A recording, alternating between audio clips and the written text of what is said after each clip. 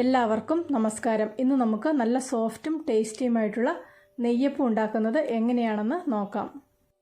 ഞാനിവിടെ ചെയ്യുന്ന രീതിയിൽ നെയ്യപ്പം ഉണ്ടാക്കുന്നതിന് നെയ്യപ്പത്തിൻ്റെ മാവ് റെസ്റ്റ് ചെയ്യാൻ വെക്കേണ്ട ആവശ്യമില്ല. മാവ് റെഡിയാക്കി ഉടനെ തന്നെ നമുക്ക് നെയ്യപ്പം ഉണ്ടാക്കി തുടങ്ങാം. അരികൊക്കെ നല്ല ക്രിസ്പിയായി അകമൊക്കെ നല്ല സോഫ്റ്റായിട്ടുള്ള ഈ നെയ്യപ്പം ഇനി എങ്ങനെയാണ് ചെയ്യേണ്ടതെന്ന് നോക്കാം. നെയ്യപ്പത്തിന് വേണ്ടിയിട്ടുള്ള പച്ചരി 6 മണിക്കൂർ കുതിർത്തതിന് ശേഷം വെള്ളമൊക്കെ കളഞ്ഞിവിടെ വെച്ചിട്ടുണ്ട്. മിനിമം ഒരു 4 മണിക്കൂറെങ്കിലും നെയ്യപ്പത്തിന് വേണ്ടിയിട്ടുള്ള പച്ചരി കുതിർത്തെടുക്കണം. ഇതുപോലെയുള്ള ഒരു സാധാരണ സ്റ്റീൽ ഗ്ലാസ്സിലാണ് ഇവിടെ അരി അളന്നെടുത്തത്. ഏകദേശം ഒരു 300 മില്ലിയുടെ ഗ്ലാസ്സാണിത്. ഇനി ഈ കുതിർത്തെടുത്ത അരി മിക്സിയുടെ ജാറിലേക്ക് മാറ്റുന്നുണ്ട്. അടുത്തതായിട്ട് നെയ്യപ്പത്തിന് വേണ്ടത് കുറച്ച് ശർക്കര പാനിയാണ്. ഏകദേശം ഒരു 150 ഗ്രാം ശർക്കര വളരെ കുറച്ച് വെള്ളം ഒഴിച്ച് ഉരുക്കിയെടുത്തതാണ് ഇത്. ശർക്കരയുടെ മധുരം നോക്കി വേണം ശർക്കരപ്പാനി അരിയിലേക്ക് ഒഴിച്ചു കൊടുക്കാൻ. വളരെ കുറച്ച് ശർക്കരപ്പാനി ഒഴിച്ച് ഇതൊന്ന് അരച്ചെടുക്കാം. നെയ്യപ്പത്തിന് വേണ്ടിയിട്ട് അരയ്ക്കുമ്പോൾ ചെറിയ തരിയോടുകൂടിയിട്ടാണ് അരച്ചെടുക്കുന്നത്. ഒരുപാട് നല്ലവണ്ണം അങ്ങ് അരച്ചെടുക്കേണ്ട ആവശ്യമില്ല. അടുത്തതായിട്ട് ഇതിലേക്ക് ചേർക്കുന്നത് 1/4 കപ്പ് ചോറാണ്. സ്പൂണിലാണ് അളക്കുന്നതെങ്കിൽ 3-4 ടേബിൾ സ്പൂൺ ചോറിട്ട് കൊടുക്കാം. ഇതും ഒന്ന് അരച്ചെടുക്കാം. ചോറിട്ട് കൊടുക്കുമ്പോൾ കുറച്ച് ശർക്കരപ്പാനിയും കൂടെ ചേർത്തിട്ടാണ് അരച്ചെടുക്കുന്നത്, അല്ലെങ്കിൽ ഇത് അരച്ചെടുക്കാൻ ബുദ്ധിമുട്ടായിരിക്കും. നെയ്യപ്പത്തിനുള്ള മാവ് ഇവിടെ അരച്ചെടുത്തിട്ടുണ്ട്. ഇനി ഇത് ഒരു ബൗളിലേക്ക് മാറ്റാം. അരച്ചെടുക്കുമ്പോൾ ഇതുപോലെ തിക്കായിട്ടുള്ള ബാറ്ററായിരിക്കും കിട്ടുന്നത്. മധുരം കൂടുതലാണെന്നുണ്ടെങ്കിൽ കുറച്ച് വെള്ളം ഒഴിച്ചിതൊന്ന് ലൂസാക്കിയെടുക്കാം. മധുരം കുറവാണെങ്കിൽ കുറച്ച് ശർക്കരപ്പാനി ഒഴിച്ച് ഇത് ലൂസാക്കിയെടുക്കാം. അടുത്തതായിട്ട് ഇതിലേക്ക് ചേർക്കേണ്ടത് കുറച്ച് എള്ള്, ജീരകം, ഏലക്ക, ഇത്രയും സാധനങ്ങളാണ്.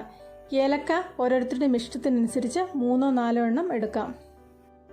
ഏലക്കായും ജീരകവും ഒന്ന് ചെറുതായിട്ട് ചതച്ചതിന് ശേഷമാണ് ഇതിലേക്ക് ചേർത്ത് കൊടുക്കുന്നത്. ടേസ്റ്റ് ഒന്ന് ബാലൻസ് ചെയ്യാൻ വേണ്ടിയിട്ട് ഒരു നുള്ള ഉപ്പും കൂടെ ചേർത്ത് കൊടുക്കുന്നുണ്ട്. എടുത്തു വെച്ചിരുന്ന എള്ളും കൂടെ ചേർത്ത് കൊടുത്തിട്ടുണ്ട്. ഇനി 2 ടീസ്പൂൺ നെയ്യും കൂടെ ഇതിലേക്ക് ചേർക്കുന്നുണ്ട്.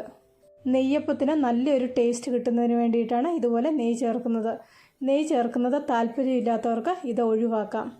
നെയ്യും കൂടെ ചേർത്തതിന് ശേഷം ഇത് നന്നായിട്ടൊന്ന് ഇളക്കി മിക്സ് ചെയ്ത് കൊടുക്കാം. ഇതുപോലെ നെയ്യ് ചേർത്ത് കൊടുക്കുമ്പോൾ നെയ്യ് ചെറുതായിട്ടൊന്ന് ചൂടാക്കിയതിന് ശേഷം ഒഴിച്ചു കൊടുത്താലും നല്ലതാണ്. നെയ്യപ്പത്തിൻ്റെ കൂട്ടിവിടെ റെഡി ആയിട്ടുണ്ട്. ഉണ്ണിയപ്പത്തിൻ്റെ കൂട്ടിനേക്കാൾ കുറച്ചും കൂടെ ലൂസായിട്ടാണ് നെയ്യപ്പത്തിൻ്റെ കൂട്ട് തയ്യാറാക്കേണ്ടത്. നെയ്യപ്പം ഉണ്ടാക്കാൻ വേണ്ടി എടുക്കുന്ന എണ്ണയിലേക്ക് 1 ടേബിൾ സ്പൂൺ നെയ്യും കൂടെ ചേർത്ത് കൊടുക്കുന്നുണ്ട്. നെയ്യപ്പത്തിൻ്റെ ബാറ്റർ ഇവിടെ വളരെ കുറച്ച് വെള്ളവും കൂടി ഒഴിച്ചൊന്ന് ലൂസാക്കി എടുത്തിട്ടുണ്ട്. മധുരം കൂടുതലായതുകൊണ്ടാണ് വെള്ളം ഒഴിച്ചു കൊടുത്തത്. മധുരം കുറവാണെങ്കിൽ ഇതിന് പകരമായിട്ട് കുറച്ച് ശർക്കരപ്പാനി ചേർത്ത് കൊടുക്കാം. എണ്ണ ചൂടായോന്നറിയാൻ വേണ്ടിയിട്ട് കുറച്ച് മാവ് ഇതുപോലെ ഒഴിച്ചു കൊടുത്താൽ മതി. എണ്ണ നന്നായിട്ട് ചൂടായെങ്കിൽ മാവ് പെട്ടെന്ന് മുകളിലേക്ക് പൊങ്ങി വരും. ഇനി ചൂടായ എണ്ണയിലേക്ക് കുറേശ്ശെയായിട്ട് മാവ് ഇതുപോലെ ഒഴിച്ചു കൊടുക്കാം. മാവ് ഒഴിച്ചു കൊടുത്ത ഉടനെ തന്നെ തീ നന്നായിട്ട് കുറച്ചിട്ട് കൊടുക്കണം. മാവ് ഒഴിച്ചു കൊടുത്തതിന് ശേഷം തീ ഏറ്റവും ലോ ഫ്ലെയിമിലേക്ക് മാറ്റണം. എങ്കിൽ മാത്രമേ നെയ്യപ്പത്തിൻ്റെ അകമൊക്കെ നന്നായിട്ട് വെന്ത് കിട്ടുകയുള്ളൂ. നെയ്യപ്പം ഇപ്പോൾ കാണുന്നത് പോലെ പൊങ്ങി വരുന്ന സമയത്ത് മുകളിലേക്ക് കുറേശ്ശെയായിട്ട് ഇതുപോലെ എണ്ണ ഒഴിച്ചു കൊടുക്കാം. ഒരു സൈഡ് റെഡിയാകുമ്പോൾ ഇതൊന്ന് തിരിച്ചിട്ട് കൊടുക്കാം. എല്ലാവരും ഒരു പ്രാവശ്യം ഇതുപോലെ ഒന്ന് ചെയ്തു നോക്കുക. തീർച്ചയായിട്ടും നിങ്ങൾക്ക് ഈ നെയ്യപ്പം ഇഷ്ടപ്പെടും. നെയ്യപ്പത്തിൻ്റെ കൂട്ട് തയ്യാറാക്കി ഉടനെ തന്നെ നമുക്ക് നെയ്യപ്പം ഉണ്ടാക്കിയെടുക്കാം. 1 മിനിറ്റ് പോലും ഇത് റെസ്റ്റ് ചെയ്യാൻ വേണ്ടിയിട്ട് വയ്ക്കേണ്ട ആവശ്യമില്ല.